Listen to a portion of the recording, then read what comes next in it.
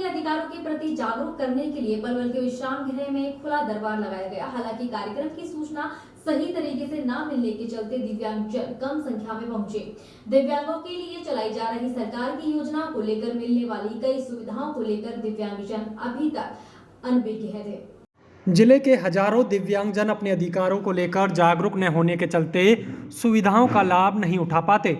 यह शब्द हरियाणा राज्य आयुक्त राजकुमार मक्कड़ ने पलवल में दिव्यांगजनों के लिए लगाए गए खुले दरबार में कहे। आपको बता दें, जिले में हालात यह है कि दिव्यांगजन सुविधाओं को लेकर भटकते नजर आते हैं। यहां तक कि उन्हें अपना दिव्यांग सर्टिफिकेट भी बनवाने के लिए कई तरह की असुविधाओं का सामना करना पड़ता है। ऐसे में पलवल के विश्राम गृह में लगाए गए खुले दरबार में वहां पहुंचने वाले दिव्यांगजनों के लिए बेहतर जानकारी से भरा रहा।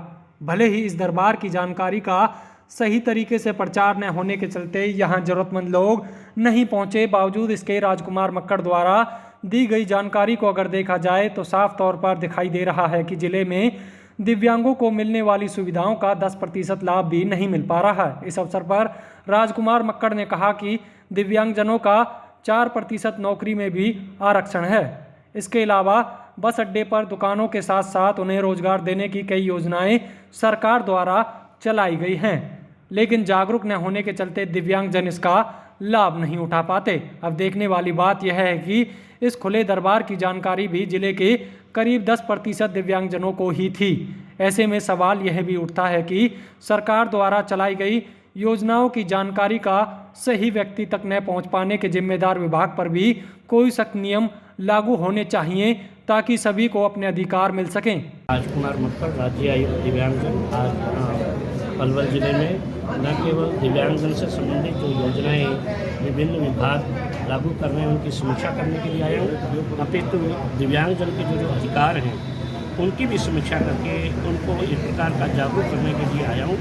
उनकी बहुत सारी समस्याएं मौके पर सुनी गई हैं, उनका बहुतों का निदान किया गया है। कुछ समस्याएं इस प्रकार की जो राज्य स्तरीय उनको वहां जाकर के टेकअप किया जाएगा। जिला प्रशासन से संबंधित समस्याओं को या तो मौके पर निपटाया गया है या आने वाले कुछ ही समय में निपटा दी जाएगी। अच्छा, क्या जानकारी दी गई है दिव्यांगों को सरकार की योजनाओं के बारे में? काफ़ी सारे विभाग ऐसे हैं जो अपनी ही योजनाओं के बारे में अनभिज्ञ हैं। न केवल उनको जानकारी दी गई है, अपितु ताकीद किया गया है कि आने वाले समय में उनको तमाम प्रकार की सुविधाएं प्रदान करें।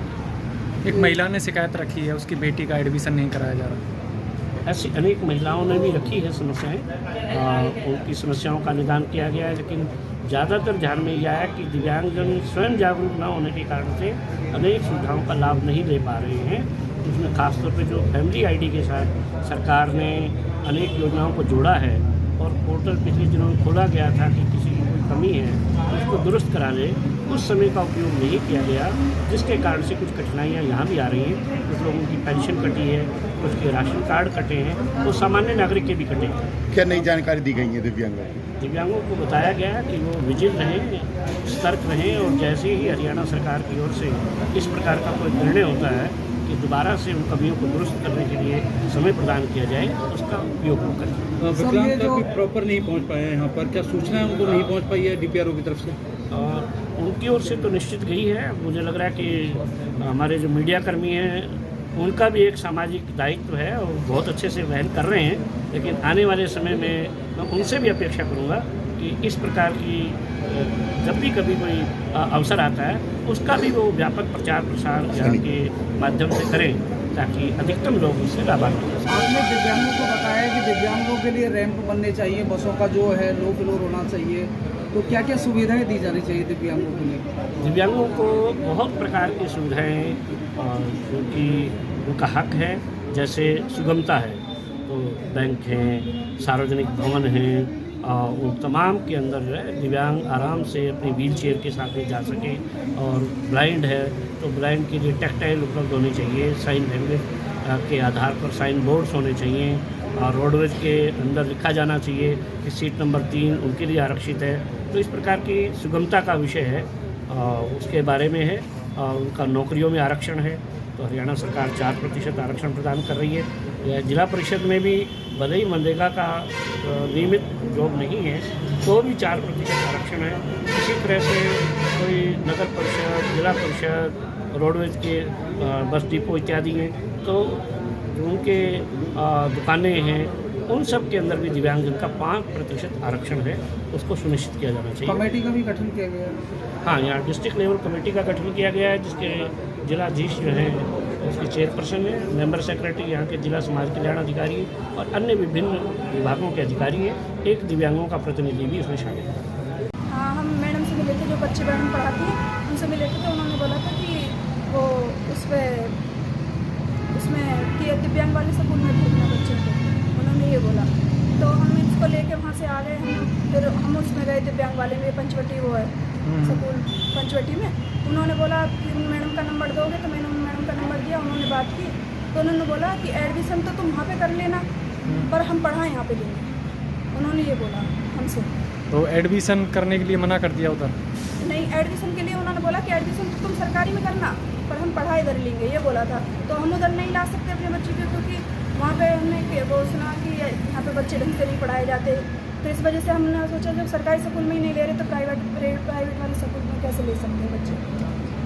सरकार की तरफ से जो बच्चों को विकलांगता की जो सुविधाएं हैं, क्या वो अभी तक मिल पाई हैं पूरी? कुछ भी नहीं मिला है इसको, 10 साल से 11 साल में लग गई है, मैं ऐसे ही बच्ची को लेकर घूम रही हूँ और कुछ भी फायदा नहीं हुआ है इसको। पहली बार आए हो इस खुले दरबार में या पहली बार, इससे पहले भी आए हो? पहली बार ही आई हूँ। इससे पहले कहीं गए हैं आप? क्योंकि मैं उनके सरपंच बने हैं ना, नरेश, वो वहाँ पे पलवल के अंदर वार्ड नंबर 26 में उनके पास गई थी। उन्होंने मुझे ये बताया कि आप वहाँ पे जाना, कैंप लगेगा। उन्होंने और क्या आश्वासन दिया अधिकारियों ने?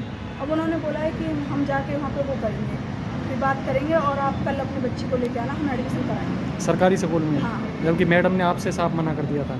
वो जो बच्चे पढ़ाती हैं उन वाले उन्होंने मना क्या कहा था उन्होंने? उन्होंने बोला था कि क्या नाम है, यहाँ पे ऐसे बच्चे नहीं पढ़ पाएंगे और यहाँ पे दिव्यांग बच्चों का तो कोई वही नहीं है यहाँ पे, कि दिव्यांग स्कूल में लेके जाओ बच्चे। सुनवाई हो पाएगी आपकी? अब देखो, कल लेके जाते हैं, कल पता चलता है क्या होता है। नीलम, कहाँ से आए हो? रोड से। दिघोट। सरकार की तरफ से जो ये जनता दरबार लगाया जा रहा है विकलांगों के लिए, सुनवाई होती है इसमें विकलांगों की? नहीं, कुछ भी सुनवाई नहीं होती। कोई सुनवाई नहीं होती। तो जो सरकार की तरफ से सुविधाएं दी जा रही हैं वो आप लोगों तक पहुंच रही हैं? जी, पता पड़ जाए तो पहुँच जाएंगे, नहीं पता न पड़े तो लोग पहुँचेगी, कोई बता भी न। यानी कि सरकार की तरफ से नहीं पहुंच पा रही हैं? नहीं जी, नहीं पहुँच पा रही। हमें जिससे पूछ भी चाहिए चार्जिंग वाली, क्या चाहिए? मिली नहीं है आपको? नहीं, पहले मिली, सुबह से पीछे कुछ नहीं मिला। पहले कब मिली थी? पहले मिली जी कोई 10 साल पहले जी, उससे पीछे कोई नहीं मिली। आपने पिछली बार जब जनता दरबार लगा था तब रखी थी? हाँ जी, हमें कुछ भी न मिला जी। फिर कहा था जी दी घर से ही आए। यहाँ तो हम पहली बार आए जी, यह जगह पे तो हम पहली बार आए पलवल में। अच्छा, फरीदाबाद में जरूर पहुँचे हम। तो पहले क्या मांग रखी थी आपने? हमें तो यही मिला स्कूटरी, 4 बार स्कूटरी है ना, यही मिला जी हमें। और इन्हें में ऐसे परेशानी है, चार्ज ना चले, उदम में ख़त्म है, जाए फूक जाम है। वो बैटरी है, बैटरी इनके अब इन्हें क्यों कह रहा है भाई 5 साल मिलेगी, 3 साल की डेट, 3 साल भी ना चले बैटरी। जो सरकार की तरफ से योजनाएं दी जा रही हैं वो विकलांगों तक पहुंच रही हैं, नहीं पहुंच रही हैं? देखो जी, हमारे पास में तो पहुँच रहे, हम पर झूठ ना बोलो जाए, जो बात है हम तो कह रहे हैं अपनी सच्चाई। अब क्या ऐसा, अब हम फरीदाबाद में पर्ची ले वो छीन के हटवा मिली वो गाड़ी। अब वहाँ उन्होंने आधार कार्ड दिया कंप्यूटर में, बोलता बोल तो मिल गई, वो तो मिल गई। अब कैसे नहीं करूँ जी, मिली गई जब दूसरों ले गया। और सुनवाई होती है दिव्यांगों की अगर कहीं समस्याओं को लेके जाते हैं तो? अभी तो हम कई कैंप लग लिए हैं जी, हम तो सगरी जगह पहुँच रहे हैं, अभी सुनवाई है ही ना है। ना कोई कहो 5 साल ही कह दे बोल भाई तुम 5 साल मिलेगी। कोई फायदा नहीं है फिर इन दरबारों का लगाने का? अब वही तो हम कह रहे हैं, कितनी बार आ चुके हैं जी हम, तो कुछ सुनवाई ना होगा? अनाथ ना आश्रम में यहाँ लगवायो, फिर एक गली से जा रही है, फिर वहाँ में लगवाया हम सगरे ये वहाँ में 10 रुपये लिया में वहाँ के वो चंदा सुना गया रहे जी, वहाँ के हम दे आए। उन्होंने बोलो मेरे पास सूचना आ जाएगी तुम्हारे पास, मैं जब भी खबर कर दूँ। ये कुछ सूचना ही नहीं आई उसके बाद? अभी ना आई कुछ।